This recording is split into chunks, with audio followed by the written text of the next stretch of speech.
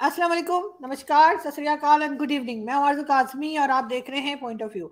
हमें जी ज्वाइन किया है सुमित जैन साहब ने, इसलिए हमें नी हाओ भी बोलना होगा। और नी हाओ सर, और थैंक यू सो मच कि आज आप आए।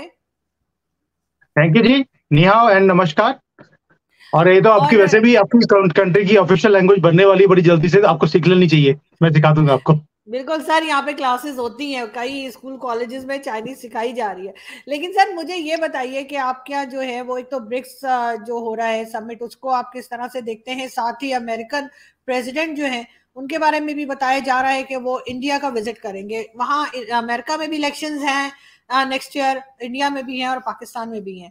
तो आपको लग रहा है कि उनका जो विजिट है वो कोई इलेक्शंस को लेकर है? क्योंकि जाहिर है कि अमेरिका में बहुत बड़ी तादाद इंडियंस की रहती है और हमेशा से यही कहा जाता है कि जी वो लोग सपोर्ट करते हैं फाइनेंशियली भी, और जाहिर वोट्स भी चाहिए होते हैं। कहाँ तक आप हाँ जी, ये पहले समझते हैं कि ठीक बात है ये? जी पहले बात करते हैं ब्रिक्स की। ब्रिक्स जो है तो उसमें और ब्रिक्स लगा दी गई हैं ताकि ब्रिक्स और मजबूत हो जाए। और जो सबसे बढ़िया बात हुई है वो ये है कि जो ऑयल प्रोड्यूसिंग कंट्रीज हैं उसको और जोड़ा जा रहा है उसके अंदर। अभी आप देखिए, जो टॉप 9 कंट्रीज हैं ऑयल प्रोड्यूसिंग, उसमें से 6 ब्रिक्स की मेंबर बन गई हैं। और सबसे ज्यादा जो ऑयल है वो इंडिया और चाइना यही यूज करते हैं। तो वहां पर मुझे लगता है कि जो इनको जोड़ा जा रहा है, लोकल करेंसी की बात होगी कि लोकल करेंसी में ट्रेड होगा, डॉलर से हम दूर जाएंगे। और जब जैसे जैसे हम डॉलर से दूर जाते जा रहे हैं तो बाइडेन भी बेचारा भाग भाग के आ रहा है हमारे पास कि भैया मेरे डॉलर की बाट मत लगाओ, मुझे भी जीने दो। मेरे भी कंट्री में इलेक्शन आ रहे हैं, तुम तो इलेक्शन जीत ही जाओगे, तुम्हारा तो पक्का ही है। मेरा कुछ नहीं पता, मैं कवर पे जाऊंगा कि इलेक्शन में जीत के आऊंगा। तो बाइडेन भी बेचारा भाग भाग के आ रहा है, वो अपनी फंसी को आ रहा है। उसको कोई भारत से प्यार नहीं है। सेकेंडली, वो इसलिए नहीं आ रहा कि उसकी घर कंट्री में इलेक्शंस है, इसलिए भी आ रहा है बिकॉज G20 की मीटिंग है, उसे आना ही पड़ेगा। अगर वो इतने बड़े फोरम को वो छोड़ के जाता है तो उसकी अपनी ही पब्लिसिटी, देखिए ये जो फोरम्स होते हैं ये भी पब्लिसिटी का एक माध्यम होते हैं, एक एक वे होता है। वो इतने बड़े प्लेटफॉर्म में आकर जहाँ पे सारे वर्ल्ड के लीडर्स आए हों और बाइडेन वहां पे हो ना, तो सेंटर स्टेज किसको मिलेगी? सेंटर स्टेज वहां पे मोदी जी ले जाएंगे। तो उसको भी है कि जब जब खीर बन रही है तो लाइन में खड़े हो जाओ। तो बेचारा वो भी लाइन में लगने के लिए आ गए यहाँ पर। तो ये भी चक्कर है। लास्टली जो आपने बोला कि इलेक्शंस है, मैंने आपको पहले भी बोला था एक बार, इलेक्शन है नवंबर में जाकर, दिसंबर में जाकर, इन अमेरिका नेक्स्ट ईयर।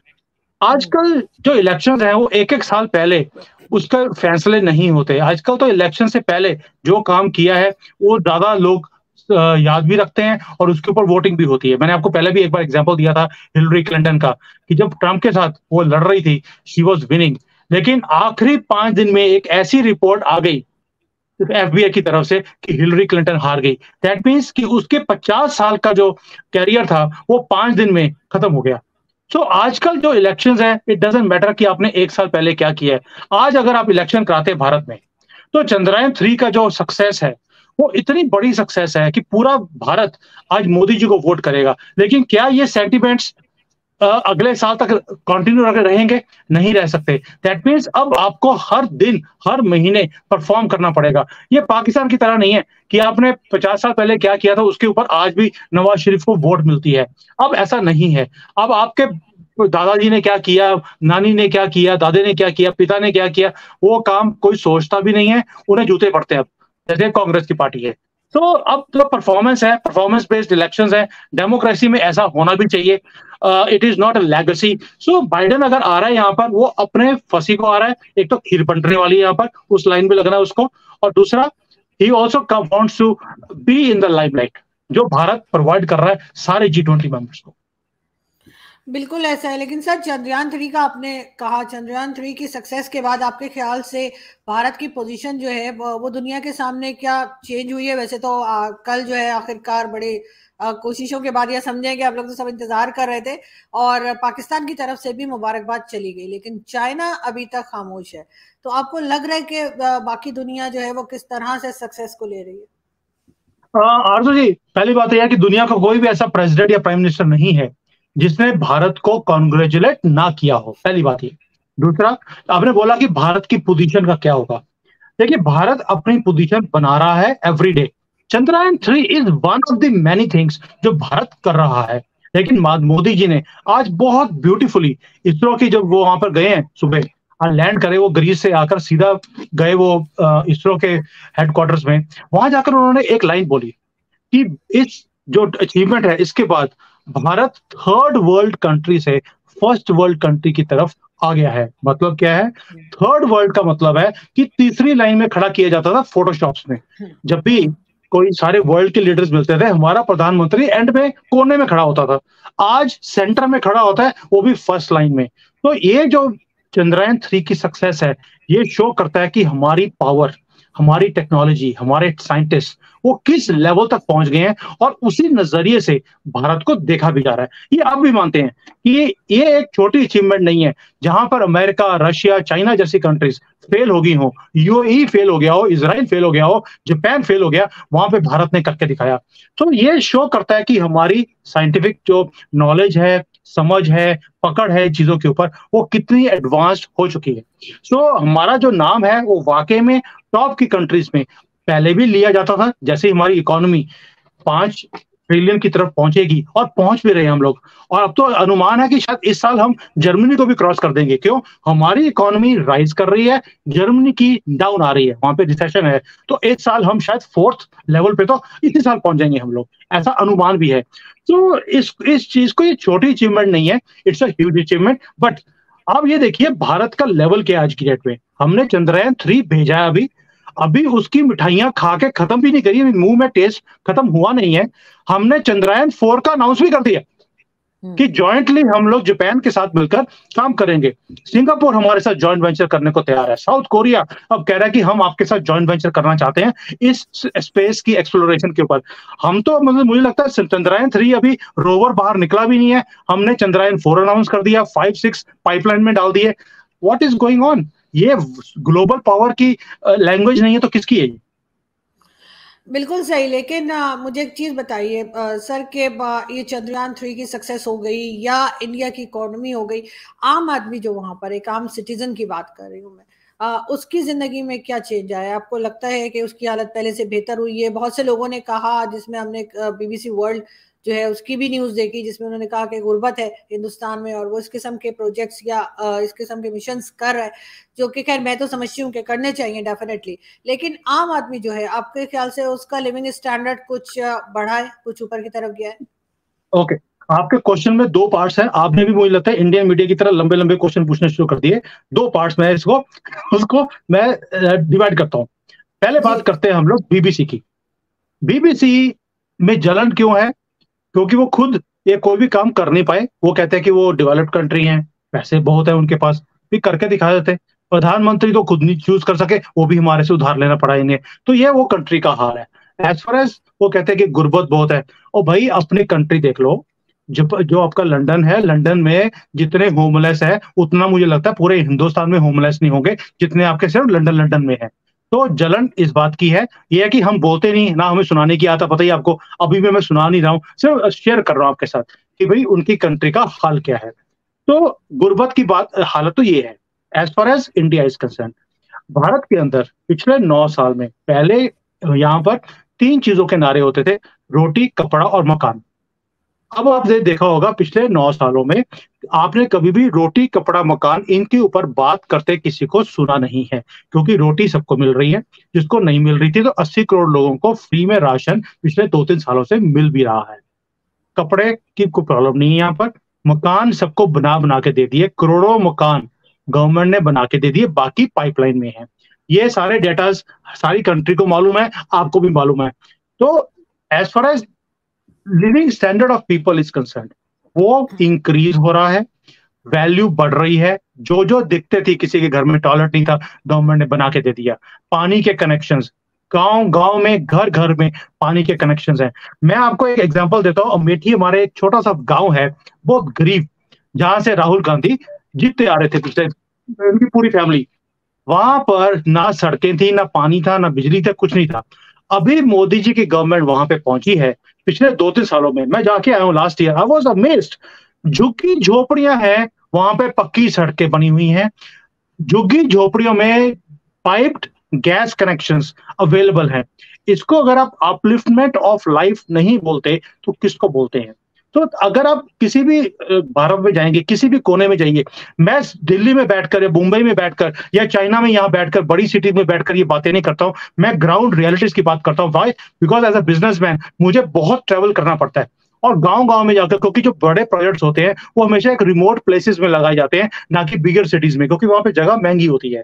तो मैं जब रिमोट एरियाज में जाकर देखता हूँ, तो मैं देखता हूँ कि ट्रांसफॉर्मेशन, एक ओवरऑल ट्रांसफॉर्मेशन है पूरे भारत में, और लोग उस चीज को देख भी रहे हैं, समझ भी रहे हैं। लेकिन क्या होता है कि कुछ लोग होते हैं जिनके अपने एजेंडाज होते हैं, जैसे बीबीसी है, इनका अपना एक एजेंडा है। ऐसे ही लुब्रांडू, जिसको हमारे यहाँ पे एक वर्ड बोले थे, लिबरल्स, लेफ्टिस्ट, लुब्रांडू, जैसे आप यूथिया बोलते हो, ऐसे यहाँ पे भी एक वर्ड होता है, वो मैं बोल नहीं सकता, वो यूथिया पे बोल देता हूँ उसको। तो ऐसे लोग हमारे पास भी हैं। तो वो अपने एजेंडा चलाते रहते हैं कि देखिए जी यहाँ पर गरीबी है, इनको, वो गरीबों का कुछ करना चाहिए था। ओ भाई, 70 साल से आप गरीबों का कुछ कर लेते, आप भी तो थे गवर्नमेंट के अंदर, आपने तो कुछ किया नहीं। हम गरीबी हटाएंगे, और गरीबी हटाने के चक्कर में गरीब मार दिए, हटाई है नहीं बिल्कुल भी। तो अब गरीबी जो है वो कैसे हटेगी? भी आपके पास अपना मकान है, आपके पास जो बेसिक अमेनिटीज हैं, रोड्स है, इंफ्रास्ट्रक्चर है, आपका घर है, बिजली है, पानी है, वो सब कुछ दे दिया आपको। उसके साथ-साथ आपको ये भी अपॉर्च्युनिटी दे दिया कि अगर आपको अपना कोई काम करना है, आपको 10 लाख रुपए तक फ्री, बिना किसी सिक्योरिटी के आप बैंक से पैसे ले सकते हैं और अपना बिज़नेस शुरू कर सकते हैं, वो भी दे दिया। अगर आप छोटे कोई वो है, जैसे कोई होता है ना, जैसे वो हैंडीक्राफ्ट्स का सामान बनाते हैं, उनको कोई अपनी दुकान खोलनी है, अपना सामान बनाना है, आपको रॉ मटेरियल खरीदना है, उसके लिए लोन आपको फ्रीली मिलेगा। भाई, गवर्नमेंट आपको फैसिलिटीज दे रही है, काम करने वाले बनिए। अगर पत्थरबाजी करनी है तो उसके लिए 72 हुर्रे का इंतजाम हमने करके रखा हुआ है, और आपने भी किया हुआ है। तो वो आपकी किताब में लिखा ही हुआ है कि 72 हुर्रे मिलेंगी। वो हमने बोल दिया कि आपने पत्थरबाजी करनी है तो 72 हुर्रे तैयार हैं आपके लिए।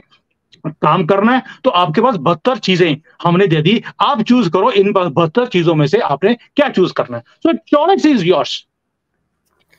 तो सर, आपके ख्याल से 9 साल तकरीबन हो गए हैं पीएम मोदी की गवर्नमेंट को, और अगले इलेक्शन में भी यही बताया जा रहा है या यही समझा जा रहा है कि वही दोबारा आएंगे, और लेकिन उसमें आपको लगता है कि उनको कोई मुश्किल होगी किसी किस्म का कोई, क्योंकि कंट्री के अंदर जो है, बाहर तो चले बहुत अच्छा चल रहा है, चाहे वो ब्रिक्स हो, चाहे वो एससीओ की मीटिंग्स हो या कुछ भी, लेकिन कंट्री के अंदर मुख्तलिफ किस्म के आपके यहाँ कुछ ना कुछ क्लैशेस देखने को। अब डिफरेंट जगहों पे थे, हम नहीं समझते कि ऐसा होना चाहिए, लेकिन फिर भी जो है वो पॉपुलैरिटी का ग्राफ आपको लगता है कि पीएम मोदी का उसी जगह है या कम हुआ होगा, या उनको इन चीजों की वजह से इलेक्शंस में कोई प्रॉब्लम आएगी? आनंद जी, पहली बात यह है कि पूरा भारत आज की डेट में एक चीज समझ गया है कि जो ये क्लैशेस करवाए जा रहे हैं, जो भी ये कम्युनल राइट्स होते हैं या कोई भी प्रॉब्लम्स क्रिएट की जाती हैं, वो एक ही एजेंडा है कि मोदी जी को हराया जाए, क्योंकि सीधे तरीके से ये मोदी जी को हरा नहीं सकते। तो ऐसी चीजें क्रिएट करके इनको हराने की एक साजिश है। जब आपकी कंट्री के अंदर लोगों को ये चीज समझ आ जाए कि ये साजिश है, जिसके कारण ये सारे की चीज की जा रही है, तो उसमें पॉपुलैरिटी कम होने का सवाल ही पैदा नहीं होता। उल्टा ये क्या हो रहा है कि लोग और स्ट्रांगली मोदी जी के साथ जुड़ते जा रहे हैं। कल मैं एक आदमी है यहाँ पर, गोयंका जी में, उनके साथ बात कर रहा था, ऑर्डिनरी ह्यूमन बीइंग। वो कांग्रेस के साथ पिछले 20-30 साल से जुड़े हुए हैं। उन्होंने कांग्रेस का हाथ छोड़ दिया क्योंकि उनका हाथ ही गंदा था, उनको लगा कि कांग्रेस का हाथ गंदा है, उन्होंने हाथ छोड़ दिया, अपने हाथ साफ किए, मोदी जी के साथ हाथ जोड़ लिया। ही वाज सरप्राइज्ड, बोलते बोलते कि हमने कभी सोचा नहीं था कि हम 5 ट्रिलियन की बात कर सकते हैं, हम इतनी तरक्की की बात कर सकते हैं कि हम चांद को छू सकते हैं। ये चीजें सिर्फ मोदी जी ने करके दिखाई है, एक ऐसी जादू की छड़ी इन्होंने घुमाई है। जब एक एक भारतीय ये चीजों को महसूस करता है, देखता है, तो आपको क्या लगता है, इतना बेवकूफ तो लोग हो नहीं सकते। यहाँ जो बेवकूफ है वो बोलते रहेंगे टीवी पे आकर, उनकी परवाह करनी अब हमने बंद कर दी है। बिल्कुल सही। लेकिन sir, coming back to BRICS, और ब्रिक्स के लिए जो है वो ये भी कहा गया कि जी इंडिया ने पाकिस्तान को नहीं आने दिया, वरना जो बाकी कंट्रीज अभी नई जो ऐड हुई हैं उसमें चाइना ने बड़ी कोशिश की, जहां आप बैठे हैं और जो आपका ससुराल भी है, कि चाइना ने बड़ी कोशिश की, आपके लॉ ने बड़ी कोशिश की कि हमें जो है वो ब्रिक्स में जो है शामिल किया जाए, लेकिन इंडिया ने नहीं होने दिया। आपके ख्याल से इंडिया ने नहीं होने दिया, उसकी क्या वजह हो सकती है? क्या सिर्फ ये कि क्योंकि पाकिस्तान के साथ एक अजीब सा एक रिश्ता है, इस वजह से, या कोई और बात है? नहीं नहीं, एक और बड़ी बात थी। मोदी जी को जैसे ही पता लगा कि चाइना वाले जो हैं मेरे जो ससुराल वाले हैं वो एक साजिश कर रहे हैं। तो उन्होंने सोचा कि यार देखो, हर एक ससुराल वाले को होता है कि आपने पहले तो क्रिएट कर दी प्रॉब्लम, आपने अपनी लड़की दे दी हमें, उसके बाद भी आप कोई ना कोई प्रॉब्लम्स क्रिएट करते रहते हैं। तो ससुराल वालों की ये आदत होती है कि हमेशा कोई ना कोई प्रॉब्लम क्रिएट करते रहें। जैसे ही मोदी जी ने देखा कि यार सुमित के ससुराल वाले प्रॉब्लम क्रिएट कर रहे हैं, कहते बेटा चिंता मत कर, तुम्हें बचाने के लिए मैं आऊँगा, मोदी है तो मुमकिन है। तो मोदी जी ने इमीडिएटली किया कि चाइना की जो ये चाल थी उसको नाकामयाब कर दिया। तो और उससे मेरे ससुराल वाले बहुत तंग हैं। उन्होंने बोला यार इतना बड़ा हमने पैंतरा खोला, ये कमबख्त बच कैसे गया? तो उनको पता नहीं अभी ये मोदी जी है और सीधी बातचीत है हमारी, आपको पता ही है। तो एक तो ये है, दूसरा चाइना इंडिया को ये नहीं है कि पाकिस्तान से कोई प्रॉब्लम है, पाकिस्तान की हरकतों से प्रॉब्लम है। तो उसके कारण क्या हुआ कि मोदी जी के दिमाग में एक ही बात आई कि अगर पाकिस्तान यहाँ पर आ गया, पता लगे 2 दिन की ब्रिक्स की मीटिंग खत्म हुई, उसमें से ब्रिक्स गायब हो गई।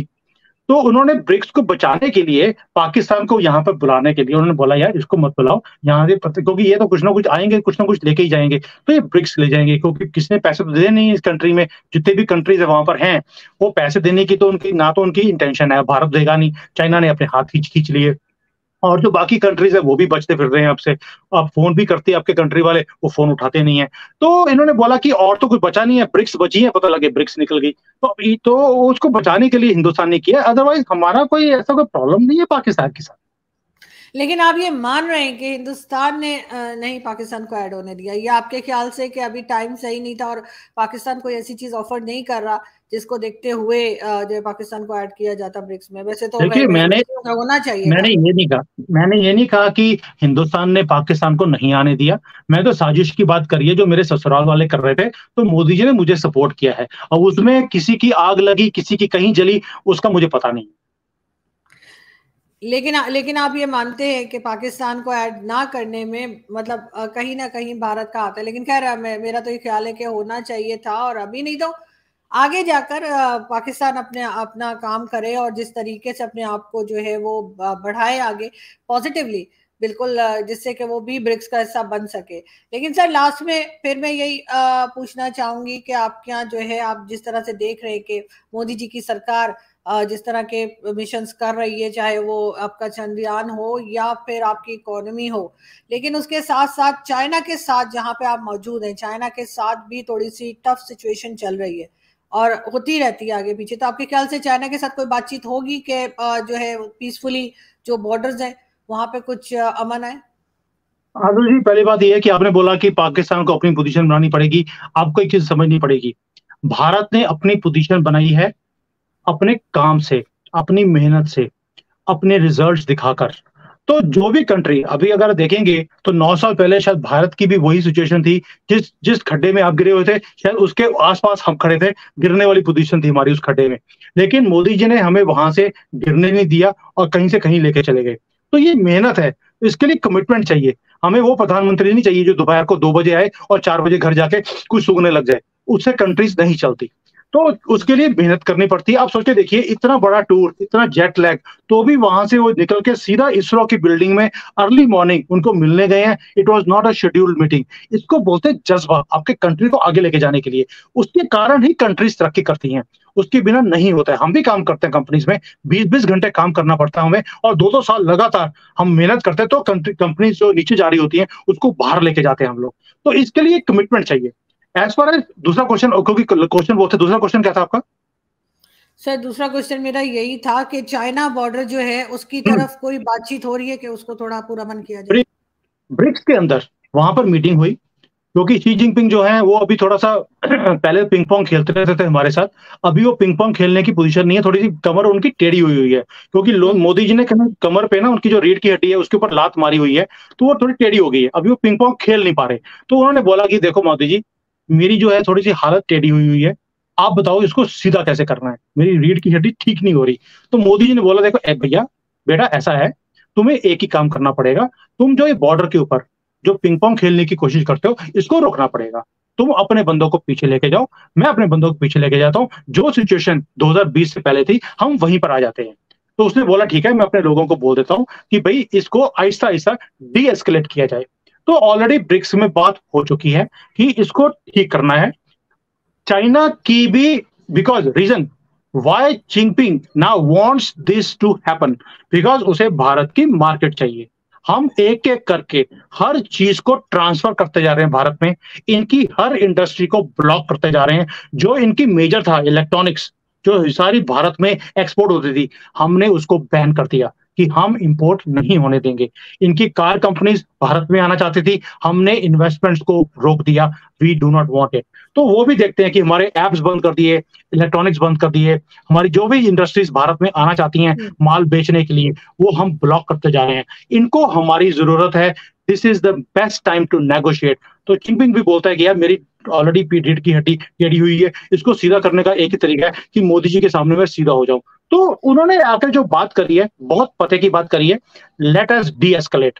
जब शी जिनपिंग ने बोल दिया, मुझे इतना मालूम है कि जैसे ही उसने बोला है लेट अस डी एस्केलेट, आज रात को, आज सुनेंगे आप कि उन्होंने अपने जो तंबू लगाए हुए थे वहां पर बॉर्डर के ऊपर, चाइनीज आज उठा के वापस वापस ले जाएंगे।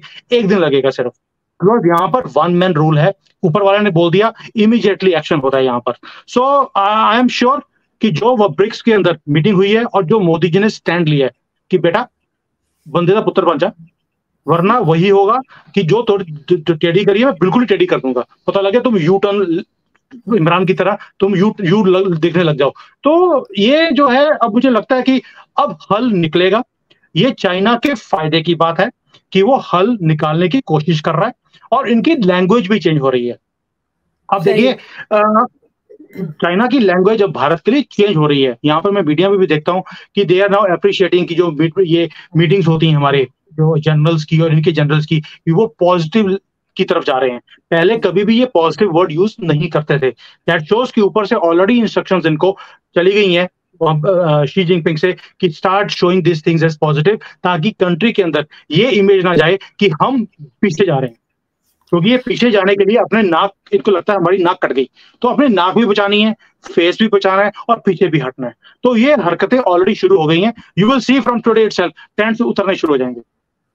बिल्कुल सर, खैर होना ऐसा ही चाहिए कि अब जैसे कि पीएम मोदी ने भी कहा है कि जंग का जमाना नहीं है और बातचीत के जरिए एक दूसरे को टॉलरेट करके ही जो है वो आगे बढ़ा जा सकता है, और ये सभी कंट्रीज के लिए, चाहे वो हिंदुस्तान हो, चाहे पाकिस्तान हो, चाहे चाइना हो। Thank you so much sir कि आपने आज ज्वाइन किया, बहुत शुक्रिया। Thank you. Thank you ji.